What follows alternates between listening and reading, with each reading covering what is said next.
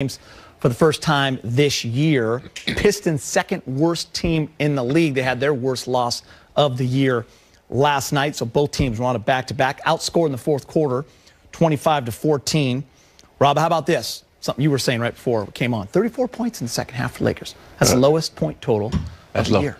That's low. That's low. Very low. But you know, the thing about it is, I think, James, you and I had more energy in your James on Fire segment than the Lakers had all night. Might I say the James on Fire segment, the pregame show, was Emmy Award winning. Hell yeah, we could have gone out there. Might just roll that tonight. Oh, we should. But you got to think about this. This is the one time bad cop Rob is not going to come out because they've been on a road trip. And it's hard during COVID. You know, you get a kind of the stymie. You can't leave the hotel. You can't do anything. You know, I could tell you a little laziness kind of creeps in. And you can't help it because you're just stuck in this hotel not doing anything. So they don't have that energy and that effort. And they're missing AD. So there's a lot of things going against them tonight. So, bad cop Rob is not even mad tonight. Big game? There are two things. Yeah, it's an embarrassing loss, obviously. Yeah. But, two things.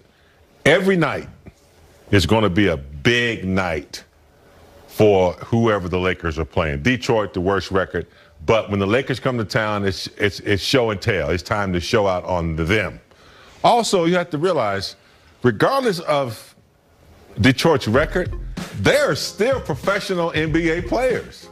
You know, they got here by being really good. It's just not working out as a team and individually. You know, guys like Wayne Ellington tonight hitting threes.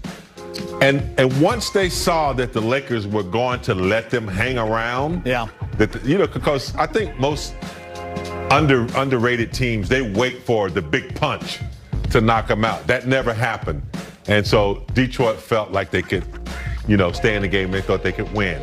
Griffin hitting threes, Plumlee, exercising his talent out there. So it's an ugly loss. But I agree with Rob, man. This is an unusual season coming out of the bubble into something else kind of messy. And I just think subconsciously they probably thought they were going to beat the Pistons. Resting AD, thought they could get away with it. But Detroit showed up to play tonight, and the Lakers couldn't overcome. I mean, we know that's not the Lakers. 34 points in the second half. And interestingly enough, in the fourth. Big game. It was kind of the way for me that second quarter ended. Lakers were up 57-50. It seemed to have some life. They're actually shooting a great percentage. They were shooting 60% from three, 9 of 15 at the time. And then missed a bunny, and Pistons went on a 6-0 run, and that game kind of changed in that last minute, and the Pistons came out on fire. And the Lakers from that point on only made 2 threes the rest of the game. I mean, Wayne Ellington and Blake Griffin had 11 threes between them. Yeah. Lakers as a team had 12 and just the 34 points in the second half. It's interesting. It was 87-88 with 8 minutes and 40 seconds left in that fourth quarter. THT hit a three. The Lakers didn't score again for what seemed like 2 hours. I know. It was 7 minutes. And in that time, the Pistons went on a 14-0 run. And I think we're just used to LeBron doing what he does every single fourth quarter. He only had 2 points in the second half. He had 0 in the fourth. The thing about it is we realize it's got to be other people. Yeah, LeBron is human. And sometimes when you have nights like this, James said it earlier, you got to go to that bench. You got THT who can come with some energy. You got Trez. You got all these guys that can come with some energy because your big dog LeBron has more years. Pretty much he has more playoff games than anybody on that team has games. So you got to say he's going to have those nights where he just didn't have it or just doesn't have it. And you have to go to the bench. You can't be afraid. As a coach, I wouldn't want to be in this position because how do you tell one of the best players ever played this game, go sit down? It's hard because, he has a competitive spirit. He wants to be out there. But sometimes you got to go to the other guys. Those guys can come with it and bring a little energy and rest a little more. So I think this is one of those nights where you really needed your bench. But I think it's hard as a coach. Like, when do you think that time is, right? I mean, LeBron's been so good in the fourth quarters. You're starting him in the fourth, right? You got to roll the dice. He had 14 in the first quarter. You got to roll the dice and say, okay, LeBron, what do you think? Well, what about THT? And we saw Kuz tonight get the start for AD, and he had 22. We talk a lot about Kuz when he does get the start and he gets the shot attempts. Last night it's 4, tonight it's 17. He ends up with 22 points. It's simple math, right? THT getting some run. James, I'm telling you, man, you watch this kid play, and I know we've talked a lot about it. He's got something, and everyone knows it. And he's 20 years old. He is knocking on the door for more minutes. Yeah. Yeah. Someone in that rotation tonight ahead of him better be looking. Tonight would have been the night I would have played him 30 plus. Yeah, he had that energy going tonight. My college coach, and I don't know if Rob's did it, but every now and then when the starters weren't playing well, he'd take the whole starting five out and put in a blue team, what he called a blue team. And he just let them play for 3 or 4 minutes, pass the ball, play hard defense, then he'd let the guys go back in. So I agree with that he should go to the bench. But Tucker, it's going to be hard not to play him because he really does come in the game, and he's a game changer because he can score, he can defend, he can knock down the three. So, he's a player that's, I'm sure he's getting it done in practice when they get to practice, but he's the man to minutes. He reminds me. He reminds me of this guy I played with back in '98, '99. He had all this energy, but Dale Harris was holding him back, and when he got that, he was just putting up numbers.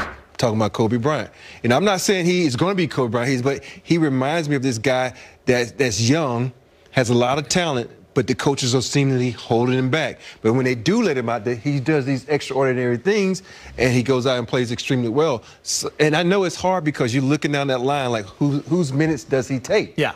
It's, Wes, what do you do? Yeah, but you got to, I think you just got to sometimes let the young fella go out there and play and let him learn, because if you really think about it, he's not making any mistakes. Yeah. He's going to the hole, he's scoring easily, he's getting to the free throw line, and there's nothing he's doing wrong but being young. That's the only thing. Yeah, and listen, on a regular night, Frank's got decisions. There's 11 guys that he can play. He's doing a great job of getting everyone in. It's hard. It's hard. He's got to recognize. I think a coach's job is hard. If a guy's in a slump, you want to allow him to get out of it. But I thought like tonight, like Pope was not there mentally. He was frustrated. He had that foul, that flagrant foul. He wasn't getting the calls that he thought he could get, and he got frustrated. That would have been a time I would have said, look, Tucker, go get him, make something happen, give him some minutes. You gotta, it's a hard thing to do. Yeah. But you gotta, I saw that Pope wasn't really, himself.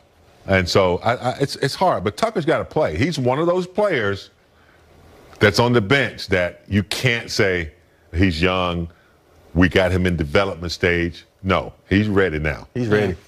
I always appreciate LeBron's ability to play every single night. His minutes the last 3 nights, 39, 38, 36. It's a lot. He was playing 29, 30. It's a lot of minutes. Yeah. Right? It's a lot of minutes. And that's where your bench has to come through. Other players got to pick up the scoring. Yeah, and plus, you also, as a coach, you have someone sitting there and telling you the minutes. And you have to be big enough to go, LeBron says, dude, you're over your limit. Go sit down. And that's important. I think LeBron also has to understand that it's the journey, not the sprint they're doing right now. I want to ask you guys this before we get to the highlights. Something that was just glaring tonight. There's no AD, right? So we talk about the lack of rim protection. Only 1 block tonight, only 2 steals tonight. And when you're a Pistons team and you see no AD and you see what the Lakers are, the size, you attack. Yeah, totally affected them on both ends of the court. Yeah. On defense, they had no fear. I mean, Marcus Gasol is not a shot blocker. Neither is Trez. We had no shot blockers tonight. So they felt very comfortable on the defensive end going to the cup. On the offensive end, we didn't have that extra distraction.